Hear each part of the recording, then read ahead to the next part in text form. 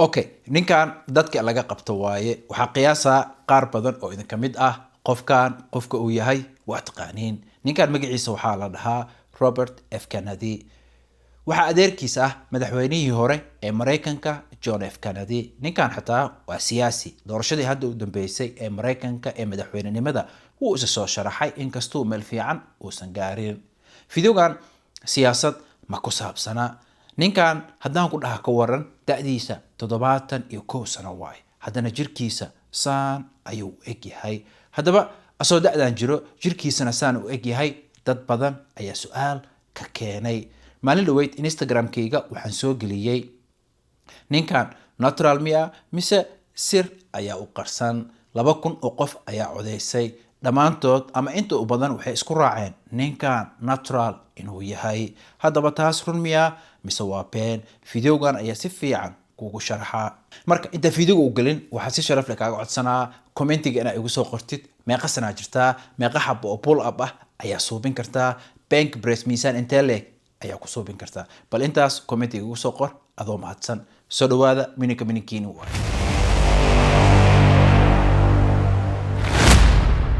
fideogan waxa ku arkaysaa Robert F Kennedy oo suubinayo pull up runtii marka aad fiirisid da'diisa meesha ay jirto iyo sidoo u suubinayo waa wax la yaab leh ninkan marka aad fiirisid sidoo kor iskugu qaadayo waxa meeshaas ka muuqato jiidistiisa ama poolka inuu xoog ku leeyahay dadka isku mid ma ahan dad jiidistay xoog ku leeyihiin dadna riixistay xoog ku leeyihiin marka fideogan marka si fiican u fiirisid marka fiirisid sida sahlan uu kor iskugu qaadayo meeshaas waxa ka muuqato inuu yahay qof poolkiisa uu xoog badan leeyahay waxa kale oo meeshan ka muuqato sida sahlan uu pull upka ka dhigay ninkan marka aad fiirisid inuu yahay qof yaraantiisii jimicsi suubin jiray ninkan uma eka qof weynaanta jimicsi ku bilaabay fideogan kale waxa ka arkaysaa Robert F Kennedy oo suubinayo incline bank press marka aad fiirisid sidoo u suubinayo iyo miisaanka yar uu ku suubinayo meeshaas waxa ka arkaysaa riixistiisa inaysan xoog lahayn khalad ay arkin qof da'dan jiro intaan oo kale inuu suubiyo xitaa waa wax weyn laakiin sidii sahlaneed uu pull upka u suubinayo iyo hadda miisaankan yar sidoo u suubinayo incline bank presska waxa meeshaas ka qiyaasi kartaa riixistiisa inay awoodeeda yar tahay waxa laga yaabaa garab iyo waxaas inuu ka dhaawacan yahay laakiin dadka isku mid ma ahan dadna poolkooda xoog badan dadna riixistooda xoog badan qiyaas ahaan ama tusaale ahaan aniga hadda iska hadlo aniga jiidisteyda ama poolka ayaa xoog badan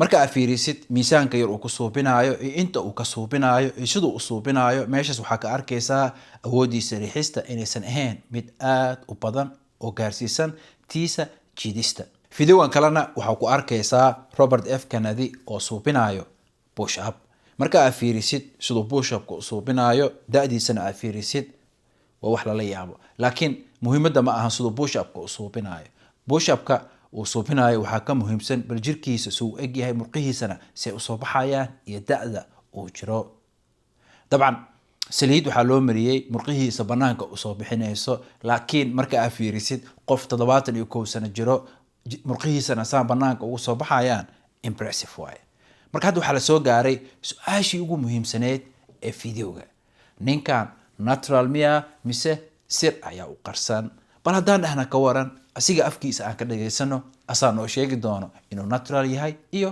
in kale I'm on an anti-aging protocol from my doctor that includes testosterone replacement, but I don't take any steroids. I don't take any anabolic steroids or anything like that. waxa qosol kale waxay tahay wuxuu leeyahay testosterone ayaan isticmaalaa isla markaasna wuxuu leeyahay wax anabolic steroid ah ma isticmaalo taas wax lagu qoslo waay midada kale hadaa maqashid qof dhahayo waxaan ku jiraa anti-aging protocol taas macnaheedu waxay tahay physiology meesha markay ay soo gasho hormone wuu soo galaa ninkan testosterone isticmaalaa sida uu leeyahay waxa ii soo qoray dhakhtarkayga dadka da'dan oo kale markay gaaraan dabcan TRT ay isticmaalaan oo testosterone ay isticmaalaan dhakhtar u soo qoro laakiin aniga shakhsiyan ma aaminsani ninkan TRT bas xaaladiisa inay tahay fideoyada markuu uu suubinayay wuxuu suubiyay waqtigii ololaha doorashada uu ku jiray ani waxaan qiyaasaa dabcan 100% ma hubo waqtigaas xoogaa dooska uu qaadanayo in kor loo qaaday markaasna jirkiisa uu saan u ekaaday. dabcan khalad ay arkin, ninkan qof sporti ah ayuu ahaan jiray oo qof kaste hadduu testosterone isticmaalo saan oo kale ma u ekaanayo.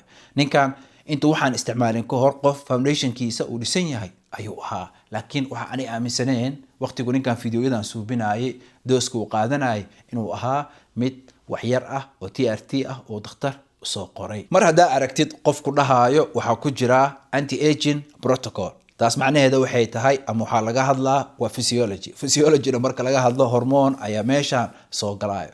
dad badan waxay dhahaan TRT aan ku jira, laakiin ma sheegaan cadada ay qaataan ama cadada uu dhakhtarka soo qoray. tusaale ahaan aniga shakhsiyan waxaa arkay dad ahaayo TRT aan ku jira, markaa weydiisid meeqaa qaadataa, markaa dhahdidna 1 milli oo testosterone a week qaataa uu ku leeyahay. 1 milli wax badan waay.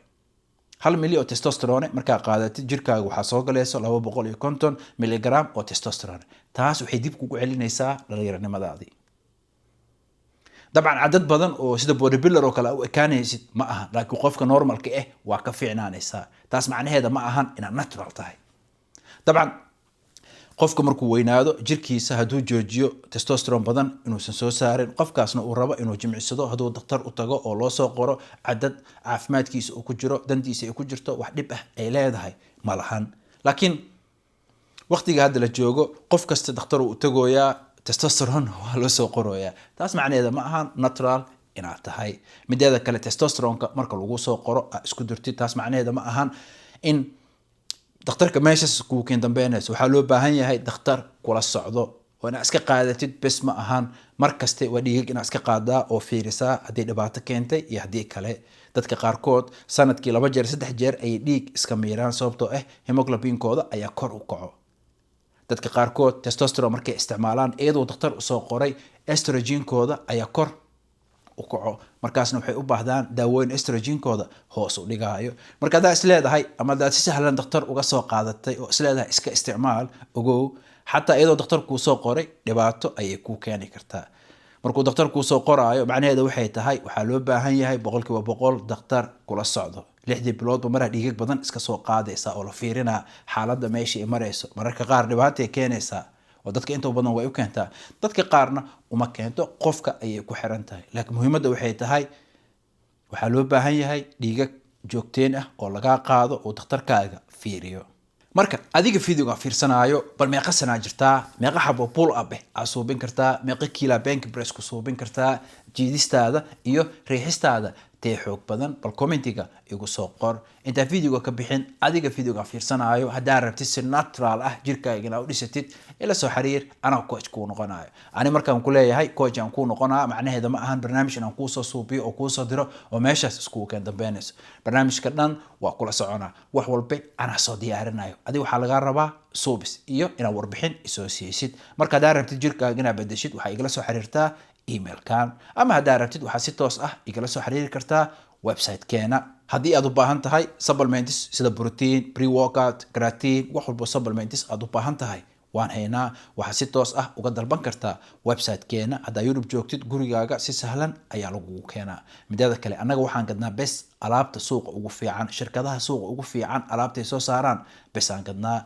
marka haddaa wax u baahan tahay soo dalbo, waxaa kasoo dalban kartaa website-keena, si sahlan ayaa gurigaaga lagugu keenaa. haddaa Yurub joogtid ogow hadda dad lacag haysan isla markaasna wadanka aad joogtid kalaarna ka shaqeynayso, kalaarna ku dalban kartaa 3 bari kadibna lacagta waa iska bixin kartaa iyadoo 1 shilin oo riba ah aysan ku korin. marka maxaa sugaysiin? soo dhawaada dukaankiini waay. aad iyo aad mahadsantihiin daawashada fiidiyogan aad daawateen. waxaa noo balana fiidiyogan fiidiyoga ku xigo. balanteena waa caafimaad iyo muruq.